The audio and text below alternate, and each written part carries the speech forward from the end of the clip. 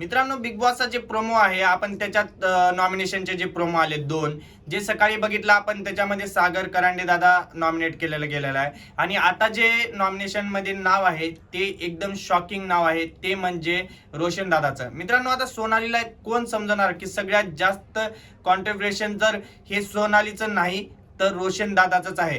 तर मित्रांनो, रोशन दादा हे गाव साईडचा आहे म्हणून ही नॉमिनेशन करत असेल का? तुम्हाला काय वाटतंय कमेंट करून नक्की सांगा.